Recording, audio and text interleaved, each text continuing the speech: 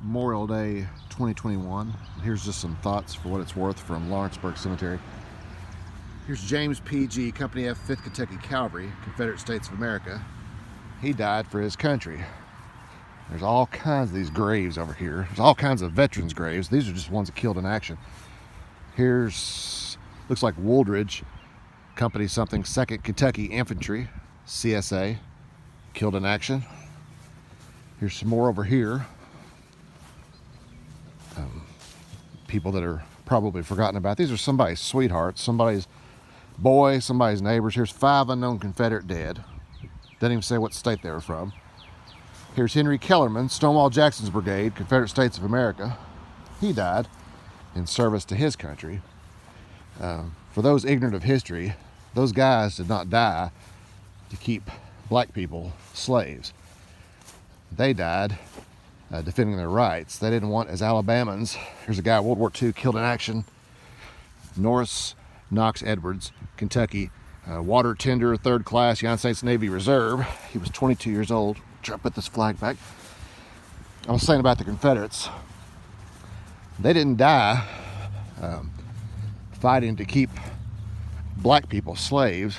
They fought to preserve their rights as people. They didn't want some Yankee from Connecticut to tell them in Mississippi how they need to live their lives. And we paid a terrible price in the Civil War with 600,000 plus dead, including those gentlemen behind me. So enough with the race talk with that. The cemetery is full of people that gave their lives for their country, as well as some people that didn't, but they're quite interesting, such as J.C. Penney's great-grandparents here. And there's a lady in the very front corner whose son ran for president. And numerous veterans of multiple wars. Mexican War, Spanish-American War. There's no War of 1812 or Revolutionary War graves in here that I'm aware of. But I know there's bunches and bunches of graves. Here's a guy who did not die in line of duty, but died in 1910, Confederate States of America. You notice something interesting in the older tombstones. It'll say 3rd Indiana Infantry or 5th Kentucky Cavalry, because those units used to be actually assigned to the states.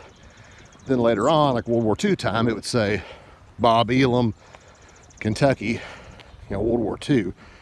And now it just says, they just died, because we've lost our identity as Kentuckians or Hoosiers or whatever, and we're now just part of the big conglomerate United States and eventually the New World Order. Here is a guy that died in the service, the way I understand it, from Luther Davenport. He did not die in line of duty, but he was sick, and he died in 1918. When I first saw the grave, I thought that he was a killed in action kind of thing. Bear with him, I'm out of breath because I'm running across the cemetery trying to keep this short and yet informative. That guy back there, Mr. Bond, died in service to the country, but it was not a line of duty death. And I was over here the other day, pardon the wind, I was over here the other day and noticed this one, and don't know anything about the gentleman, but here's Lorian Wallace, 1944, killed in action. There's another American that died in line of duty. He didn't die so we could go to the lake and get drunk. He died so that we could have our inalienable rights defended, our God-given rights. When the Declaration of Independence things talks about inalienable rights, these are God-given rights. These are rights that are clearly they're just how they are. A natural man has a right to have some privacy. He has a right to not testify against himself. He has a right to freedom of religion. He has a right to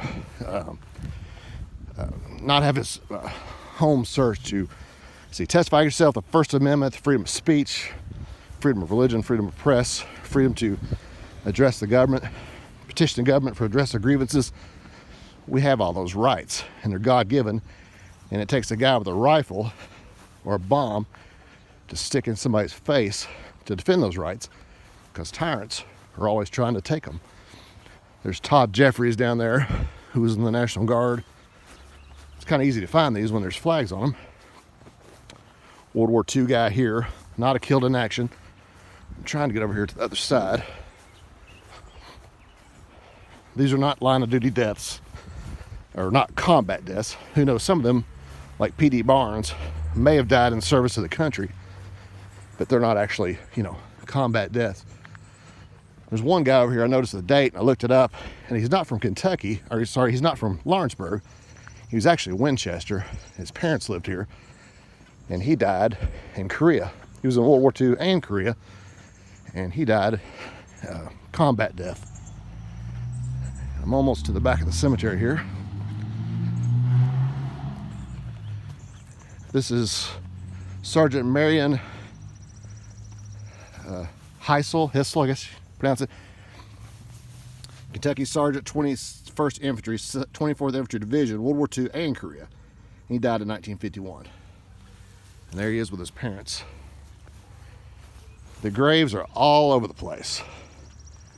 I just got back from Missouri, 1,600-mile drive, 40 hours worth of driving, in 40-hour period, I drove 1,600 miles. I saw 5 masks while I was there. I saw probably 500 help wanted signs. America is open. It's really not open in Kentucky too much because of our beloved governor, but it is open in other states. Other states where they don't have the stringent tyranny of Team Kentucky, they're enjoying being free. And over here, we're still afraid to go into a store. James Allen, dedicated to our beloved son, William Robert Allen, Seaman 2nd Class, United States Navy, lost at sea July 29th, 1945. If you go in the Lawrenceburg History Museum, which is the old library, they've got class of 41 and class of 42 and stuff. They got his high school picture is up on the wall. And it's really quite powerful to see him. Some blonde-haired guy, all-American looking kid, and he would be dead soon. All kinds of other graves. There's 2 or 3 more I want to show real quickly. Here's a World War II, killed in action. Norman Stucker, Kentucky Private, 10th Infantry, 5th Infantry Division, World War II, 1944. Could have got killed in the Philippines, probably got killed in Holland, or, somewhere in the Low Countries of Europe, fighting the Germans. Here's Russell Ward, Battle of Iwo Jima. I looked him up. Private 26th Marines, 5th Infantry Division, 5th Marine Division, World War II. Died in service to our country. Again, not so we can have bureaucrats tell us how to live our lives. Steve W. Beasley, Kentucky, Tech 13th Armored Regiment, 1st Armored Division, World War II, died June 25th, 1944. Don't know anything about him, but I do know, I've looked it up, combat death. I got one more to show you. This is really, really sad. This is a missing in action from the Korean War, and he's gone. Guy's been dead for 60 years, don't know anything about his parents. This may be his parents here. The king on the main headstone. Lieutenant Elster R. King, Company G, 38th Regiment, 2nd Infantry, 1950. Missing in action, Korea. I know it's hard to see with the lights, but these guys gave their lives for their country. Let's don't dishonor their sacrifices by seeing how quickly we can give up our freedoms. It is not the government's place to tell us how to live on everything. It's not big tech's place to tell us how to live on everything. We have co-equal branches of government that are supposed to be accountable to each other. They are not. Pennsylvania fought back. Governor Tom Wolf is terrified. Governor Whitmer in Michigan is a little scared now. And Governor California, Governor Newsom, is real terrified because they're going to recall his butt. So don't, dare I say, piss on the graves of these soldiers and Marines that died. While we're just going, okay, well, it's just a little sacrifice for our freedoms. It's just a little bit. No. Done. Honor these guys, not by drinking a beer at Lake Cumberland, but by not giving up your freedoms. Okay? I know this is a little strong, but what they did was a little strong. Dying at sea was a little strong. Dying in Iwo Jima was strong.